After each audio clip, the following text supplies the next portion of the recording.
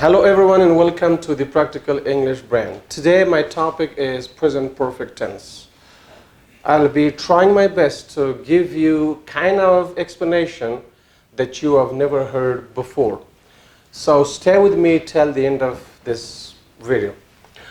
Present perfect tense. Why do we call it present perfect if we talk about something that started and finished in the past at an unspecific time? Look.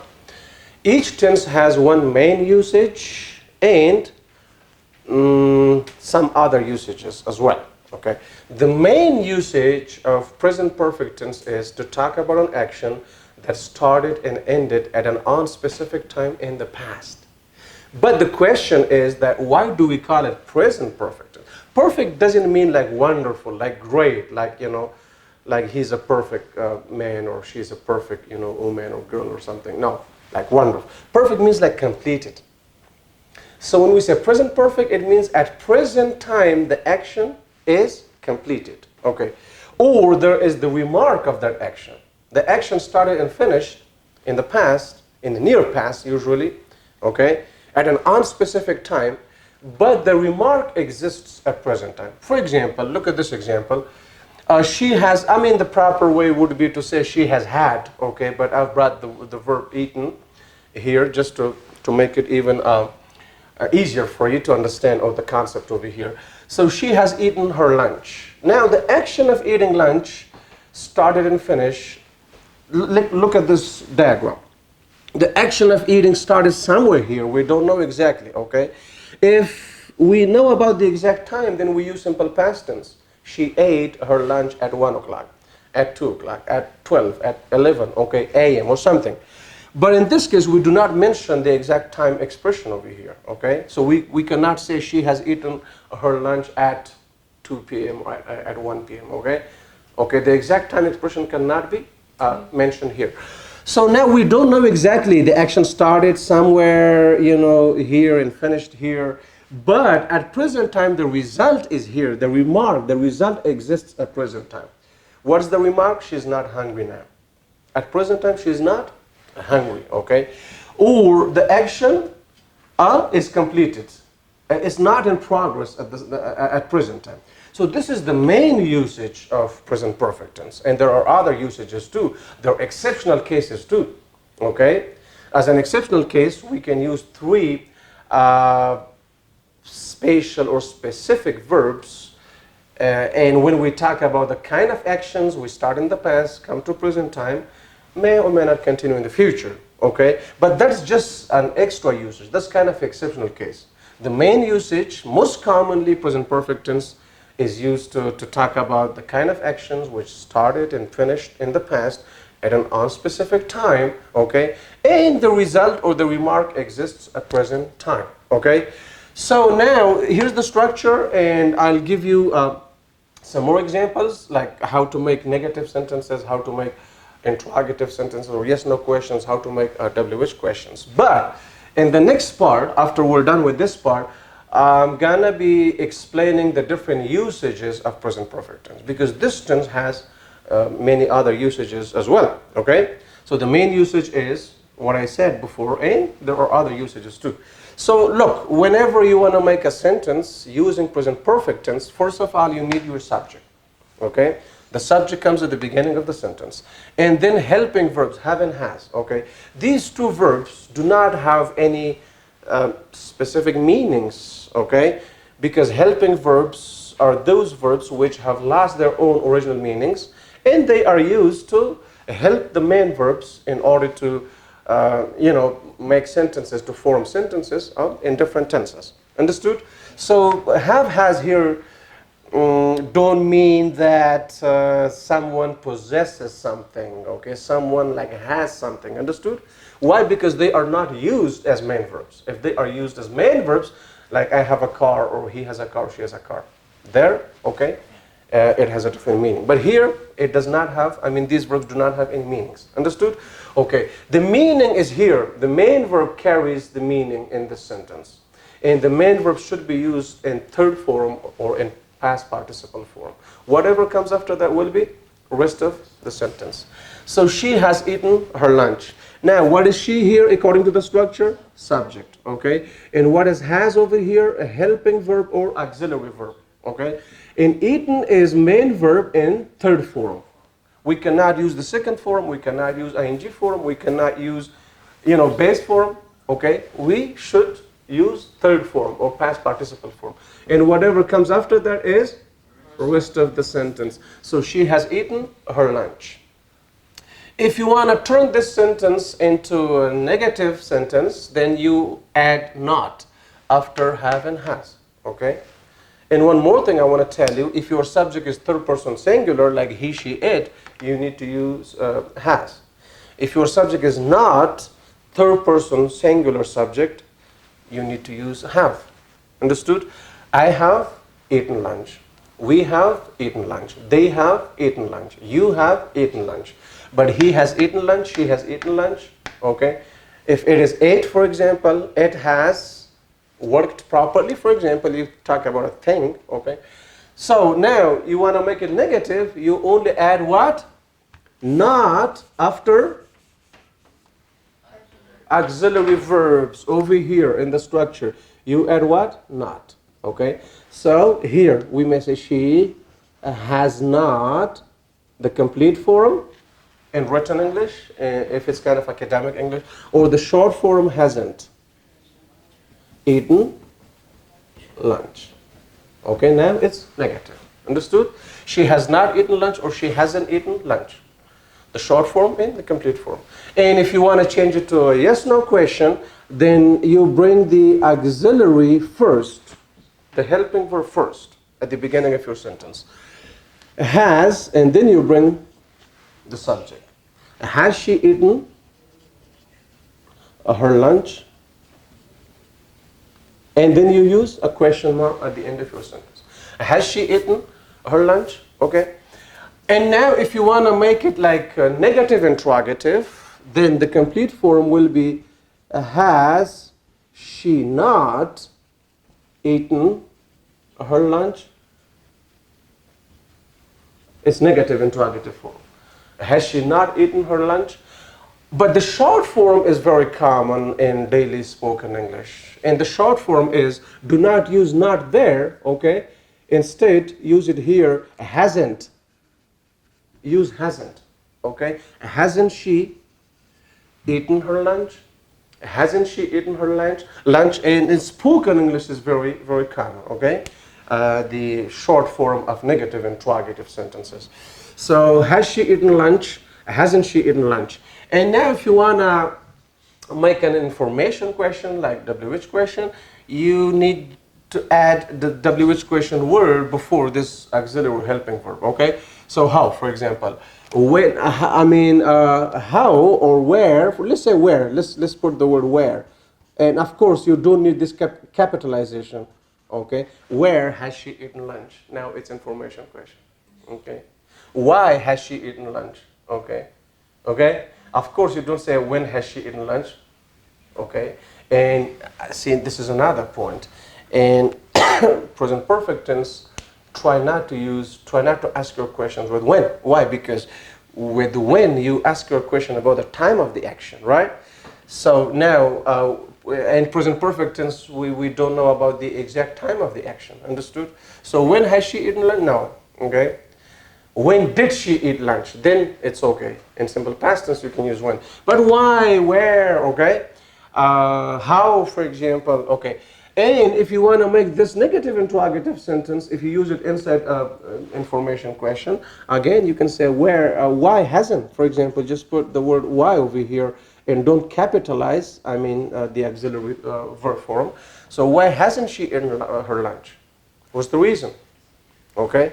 We ask about the reason here with why. Why hasn't she eaten her lunch? Okay, so it was all about the different forms of sentences in present perfect tense and the explanation, okay, why we use present perfect tense and how we use it, okay, and why it's called present perfect tense, okay, while we talk about something that started and finished in the past. I hope this idea is clear now, okay. Now, we will talk about the different usages of this tense. So here we go.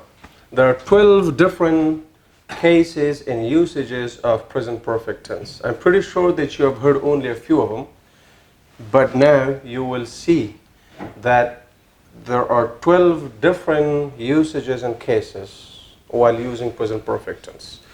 So number one, again, when we talk about something that started and finished in the past at an unspecific time, okay? And that's the main usage of this tense. I have done my homework, okay? Now, I do not want to mention the specific time at 2 p.m. or at 1 p.m. If I want to use the specific time, then I should use simple past tense, okay? I did my homework at 2 p.m. I did my homework last night. I did my homework yesterday. Keep in mind that whenever you use present perfect tense, you do not mention the exact time expression, okay? That will be wrong to say, I have done my homework yesterday or last night. That will be incorrect, okay? So that's the first usage. Number two, the city has become more modern. When you talk about a physical change, okay? For example, you went abroad, you came back, and then you see that there are a lot of changes in the city, so you said the city has become more modern, okay? Or you saw a person, and then you went abroad, and you came after 5, 6, 7 years, and then you see that person is not child anymore. So you say, you have grown up a lot. So you see the physical change. Okay, so usage number two, when you talk about a physical change in someone or something, okay? Number three, we have visited Japan several times. When you talk about a repeated action in the past, again, present perfect tense, okay? We have visited Japan several times, a few times, 3 times, 5 times, many times, a lot of times, a great deal of times. You may use different time expressions. Understood? So now the idea here is that in the past 5 years, for example, once I went to Japan in 2007, then I went to Japan in 2000, or I don't remember, I mean the exact times, okay? But in the past, the action of visiting Japan has happened repeatedly. This is the idea. Understood? So whenever you talk about a repeated action, again, you can use present perfect tense. Okay? For example, you have watched a movie more than once. Okay? Okay? It was very interesting movie, and you say, I have watched this movie 3 times. I have watched this movie several times, many times. Understood? Okay. Usage number 4. This car has belonged to me since 2005. You can use the prepositions since and for in present perfect tense in 2 cases. Okay. Number 1, if your main verb is a state verb, if it's not a dynamic or action verb. Understood? Like belong. Belong doesn't show any action. It is a state verb. Understood? Okay. Now you can talk about the duration of a state which existed in the past, still exists at present time, and may or may not exist in the future. Understood? So this car has belonged to me since 2005. I bought this car in 2005. I still have it. I still possess this car. Okay? So the state of possessing the car existed in 2005. It still exists at present time, and it may or may not exist in the future.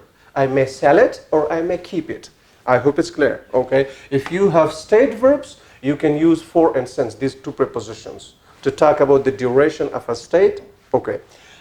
Usage number 5. There are 3 specific verbs, teach, live, and work, okay? When these 3 verbs are used in present perfect tense, okay, and they're action verbs, obviously. You teach someone, so it's kind of action. You live somewhere, it's kind of action. Action verb, dynamic verb, okay?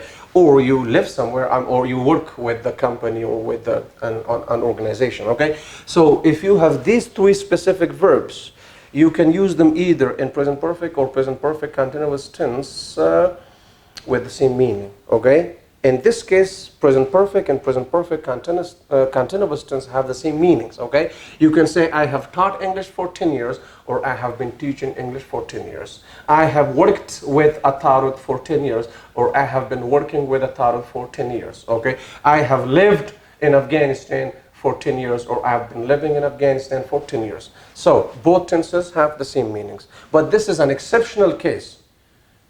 Commonly, most commonly, when we talk about actions which start in the past, come to present time, may or may not continue in the future, we use present perfect continuous tense, not present perfect tense, okay? But exceptionally, if these three verbs, teach and live and work, are used in present perfect tense, you can use the prepositions for and since, okay? And you can talk about the kind of actions which start in the past, come to present time, and may or may not continue in the future. I hope it's clear, okay? So this is an exceptional case, okay?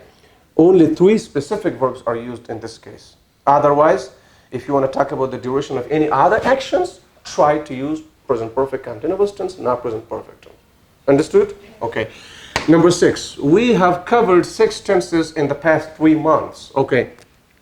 You can also talk about a repeated action in the past within a duration of time. Like in the past 3 months, in the past 2 years, in the past 5 years. Okay. You can talk about the duration of an action in the past, okay, within, inside a period of time. Okay, for example, you can say, Afghan government has paved a lot of roads in Kabul city in the past 5 years. You see that? So in the past 5 years, this kind of duration in the past, okay, and the action of paving roads has happened within, inside the duration of time. Understood? So this is also possible. You can mention a time duration, but in the past. Understood? So that's usage number 6. Number 7. There are some words which are called adverbs of indefinite time according to grammar. Adverbs of indefinite time. Already, like earlier than. And yet means up to now. Okay, so far also means up to now, but the usages are different, okay? And so far, I mean, could be used in 2 ways. I will explain that quickly. And never and ever. These adverbs of indefinite times are also commonly used in present perfect tense. So look at example number 7. He has already drunk some coffee. You may say he has drunk some coffee already. You may use already at the end of your sentence, or you may use it between helping verb and main verb, third form, okay? So that's also possible. And commonly, this adverb of indefinite time is used in affirmative sentences. What kind of sentences? In positive or in affirmative sentences. So now, number 8. We haven't finished step 1 yet. Look, yet, the position of this adverb of indefinite time is at the end of the sentence. It is used at the end of your sentence. And commonly, it is used in negative sentences. What kind of sentences? Negative sentences. Not in affirmative sentences, not in interrogative sentences, in negative sentences. We haven't finished step 1 yet. Okay? I haven't done my homework yet. Okay? Which means up to now, up to this time. But, okay, the usage is different. Okay? You see that? At the end of the sentence, okay?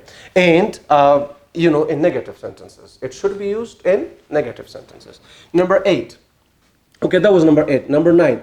They have learned 3 tenses so far. So now yet means up to this time, and so far means up to this time. But what's the difference?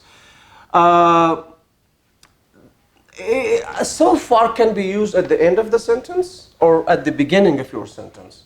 If you use it at the beginning, there should be a comma after, this adverb of indefinite time, okay? At the beginning. If you use it at the end, you do not need any comma. Understood? And it also means up to this time. Okay? But it is used in affirmative sentences and positive sentences. Understood? Okay. We haven't finished our book so far.